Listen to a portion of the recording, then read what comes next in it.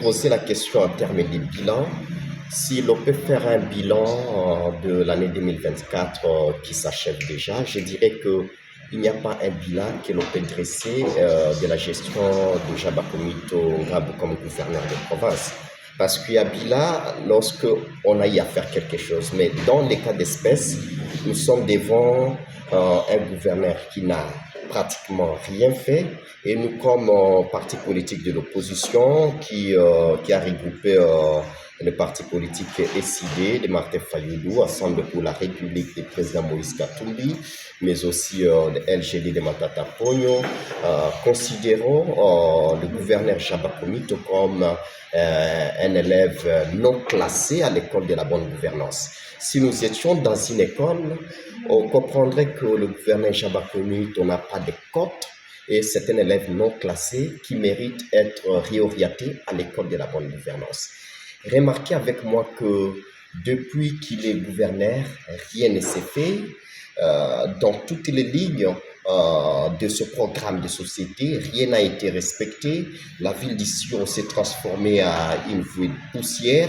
Même les projets d'asphalte de la ville d'Issiro se tournent à un jeu d'enfants où on voit les travaux qui n'avancent pas. C'est un mensonge du pire qui ne convainc presque personne. Donc, en termes de bilan, les trois partis politiques de l'opposition réunis en séjour constatent que nous sommes devant un bilan plus que catastrophique qui mérite mieux que le gouverneur Jaba Komito soit déclassé à l'école de la bonne gouvernance. Vous qualifiez le bilan de Jaba Komito de catastrophique pendant que nous voyons les travaux des infrastructures routières lassées ça et là. Moi, je parle d'un élève non classé. Dans une école, quand on dit que nous sommes devant un élève non classé, ça signifie qu'il n'a pas d'autres cotes qui peuvent permettre à ce que le bulletin soit au grand complet. Comment je peux évaluer un gouverneur qui n'a pas, dans une année aujourd'hui, depuis les élections du 29 avril, qui n'arrive pas à rencontrer les ententes des uns et des autres. Prenons l'aspect asphalte de la ville d'Issiro.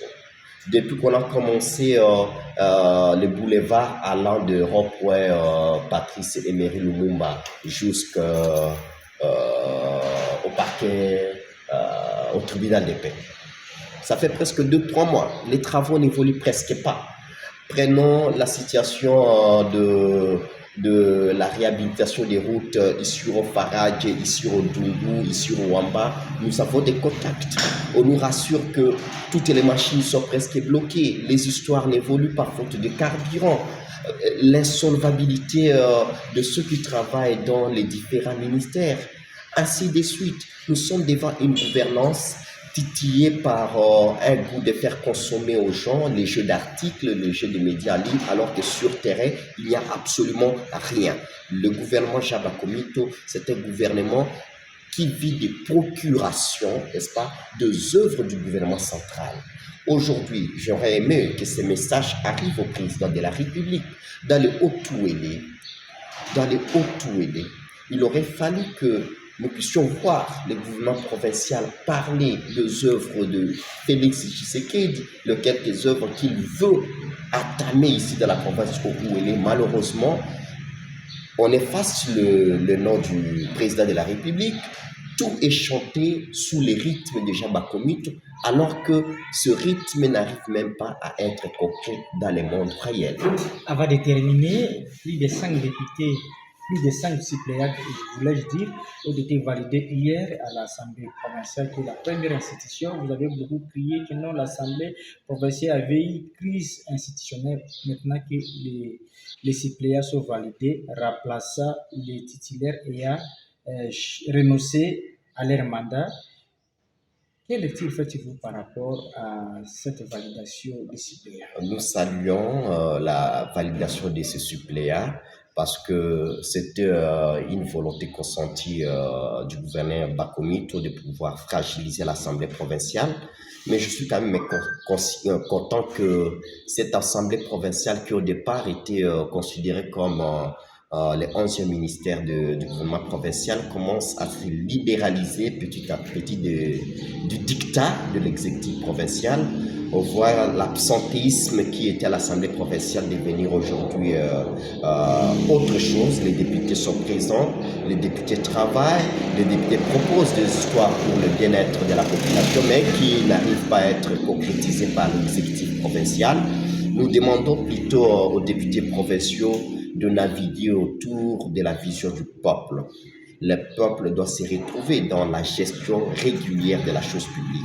Au cas contraire, nous exigerons, nous demanderons, nous souhaiterons de voir les députés provinciaux mettre hors état de nuire tous ceux-là qui sont venus paralyser la gestion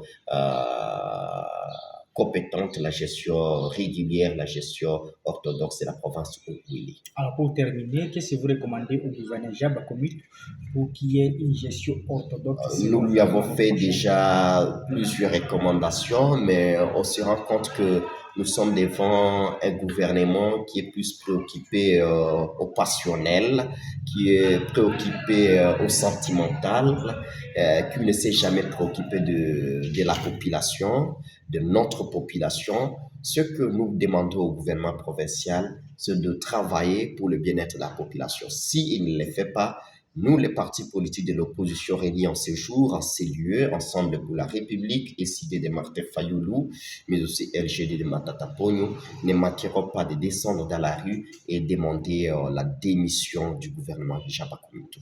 M. Jean-Louis Bangobéa, la presse vous remercie. Nous vous remercions.